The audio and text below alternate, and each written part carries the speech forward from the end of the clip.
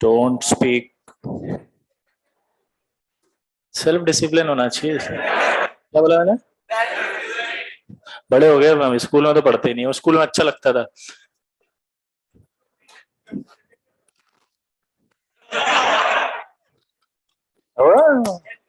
अगर ऐसे हाथ आ जाए तो फिर काट ही देते थे पीटी टीचर। वो स्कूल तक था, क्योंकि स्कूल में डिसिप्लिन जरूरी होता है। अब आप बड़े हो गए, अब सेल्फ डिसिप्लिन जरूरी हो। दोनों में डिफरेंस समझो। उस समय तक इसलिए इतने स्ट्रिक्ट थे कि आपको डिसिप्लिन की आदत हो। अब क्या है, अब आप बड़े हो गए, अब आप में क्या होना चाहिए? Self discipline. बहुत जरूरी जीवन में सफल होने के लिए। आपको अपनी हर जिम्मेदारी के बारे में पता होना चाहिए और उन्हीं के अकॉर्डिंग आपको बिहेव करना चाहिए। अगर आपने अपने लाइफ में ये चीजें उतार ली तो आपको कोई हरा नहीं सकता। सेल्फ डिसिप्लिन इंसान को कोई नहीं हरा सकता। हारते ही हम तब है। कैसे? हमारा डिसिप्लिन था सुबह जल्दी उठना।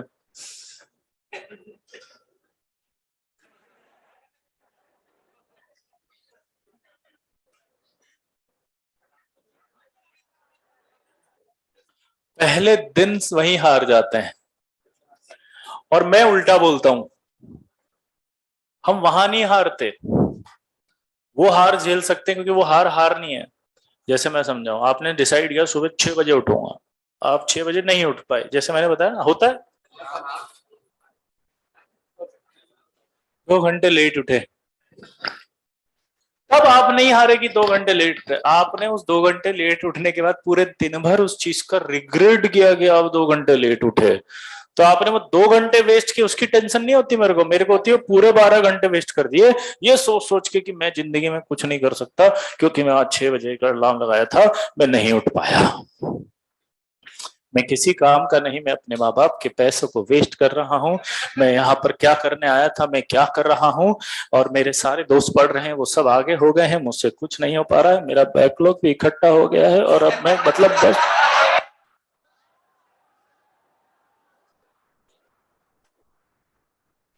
भाई अगर ट्रेन छूट जाती है तो इस बात का जुगाड़ करते हैं कि दूसरी ट्रेन पकड़ लूं। इस बात का जुगाड़ नहीं करते कि रेल की पटरी के ऊपर ही बैठ जाते हैं।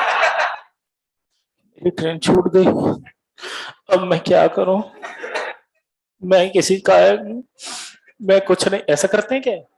भाग के सबसे पहले जाते, भैया नेक्स्ट ट्रेन कब आएगी? वो कहता भाई साहब आज कोई ट्रेन नहीं है। टैक्सी पकड़ के, ऑटो पकड़ के जाते बस स्टैंड, भैया कोई बस जा रही हो तो बता दे। बोला कोई बस नहीं जाएगी। भैया कोई बस जो आगे तक जा रही है दूसरे शहर में, वहां तक पहुंचा दो। हाँ जाएगी 3 बजे की, वो वहां छोड़ेगी, वहां से एक नेक्स्ट बस जाएगी 7 बजे की, वो तुम्हें अपने स्थान पर पहुंचा देगी।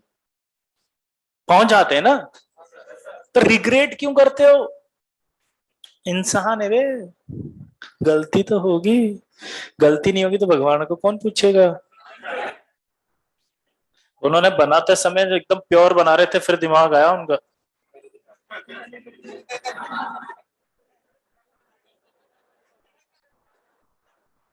बोला इनके गलती की टेबलेट डालो। बिना गलती के मेरे को माने नहीं, नहीं कोई। सही बात है, बढ़िया चल रहा होता है, भगवान की याद नहीं आती। अपनी मेहनत से, लगन से, आत्मविश्वास से, डिटर्मिनेशन से, डेडिकेशन से, कंसिस्टेंसी से, हार्डवर्क से मैं आज इस मुकाम पर हूं। अच्छे नंबर आते हैं, और जैसे नंबर खराब आते, हे भगवान अगले टेस्ट में कुछ अच्छा करवा देना। इसमें आपकी कोई गलती नहीं है, सब कुछ ऊपर से संचालित है। हम सिर्फ माध्यम मात्र हैं। आप एक चीज का माध्यम बनाया है आपको ईश्वर ने, बताओ किसका? आईआईटी में सेलेक्ट होने का। इसीलिए आज आप यहाँ बैठे हो। 26 लाख लोग आईआईटी के अंदर तैयारी करते हैं, सपोज 2 करोड़ लोग सीबीएसई स्कूल्स में पढ़ रहे हैं, उनमें से 26 लोग ऐसे हैं जो जेई मेन सोचते हैं या नीट देने की सोचते हैं। ठीक है, 26 से 35 लाख के बीच का एक फिगर होता है, उसमें से आप ऐसे हो जो सिर्फ आईटी की कोचिंग कर रहे हो। मात्र 2 से 2.5 लाख बच्चा। 2-2.5 लाख में भी जेई की बात करूं तो कोटा से 50,000 बच्चा आता है। 50,000 बच्चा सिर्फ जेई की तैयारी कर रहा है, उसमें आप ऐसे वो हो जाते हो ढीले ढक्कन। अगर आपकी बात करो तो सब भी ढंग से पढ़ लो तो वैसे ही सेलेक्ट हो, क्योंकि जेई मेन में तो ज्यादा लेते हैं। सिंपल सिलेक्शन रेशियो है। सिलेक्शन रेशियो में फाइट किस में आती है? सिर्फ जेई एडवांस में। लेकिन हम इतने नकारा, निकम्मे, असहाय, पीड़ित, लाचार, मंदबुद्धि, अविकसित, कुपोषण के शिकार हो जाते हैं कि जेईई मेन भी नहीं निकाल पाते। हम तो इतने अभी रिग्रेटफुल हो जाएंगे, सर बोर्ड में पास तो हो जाऊंगा। भाई 2 साल तू बोर्ड पास करने के लिए आया था कोटा? बोर्ड तो तू नींद में भी जाके देख के आता, पास हो जाता। उसके लिए इतना दी तपस्या करनी पड़ती है? उसके लिए तो कुछ नहीं करते, आराम से बैठते हैं। कब है बोर्ड? 7 दिन बाद लाओ एनसीईआरटी। तो बगल वाला कहता है एनसीईआरटी, एनसीईआरटी के प्रीवियस ईयर के क्वेश्चन की बुकलेट दो भाई। 10 साल में आए हुए। उठाया, खटाखट लर्न करना शुरू किया, 2 महीने पढ़ के निपटा दी। छाप दी, उल्टी तो करनी है। मार्क्स आ गए, पास हो गए। पॉइंट को समझो आप। आपको अपनी स्ट्रेटजी चेंज करनी, फोकस चेंज करना है। अगर आपको टेंशन लेनी है तो टारगेट एडवांस है, अगर आपको टेंशन नहीं लेनी तो भी एडवांस है। टारगेट तो एडवांस ही है, उसको मत बदलना। कोई कुछ भी कह ले, क्या बोला मैंने? कुछ भी कह लो, कितना भी कह लो, कौन सा टारगेट है? उसके बीच में जेईई मेंस है। अच्छा ठीक है, चलो।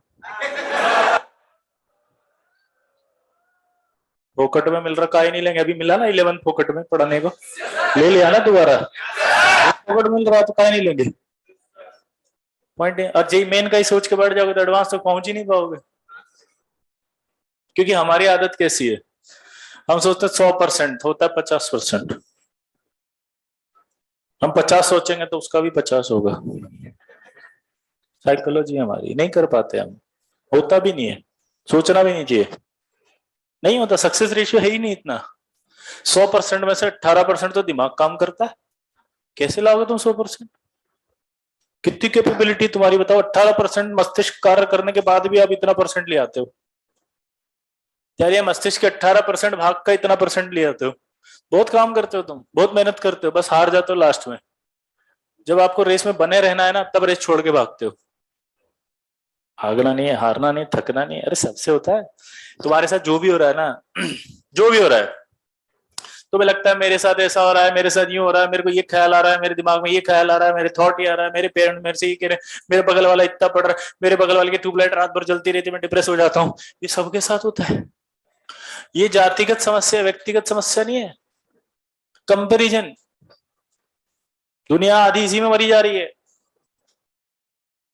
हम लोग इस बात से दुखी नहीं हो कि मेरे को कोई दुख है, हम इस बात से दुखी कि ये सुखी क्यों है।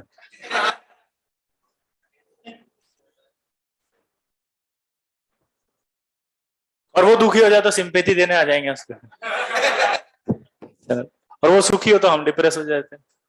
तो इसलिए स्ट्रेटजी बदलनी है, ठीक है? रिफ्रेश होके काम करो, मिटा दो इसको।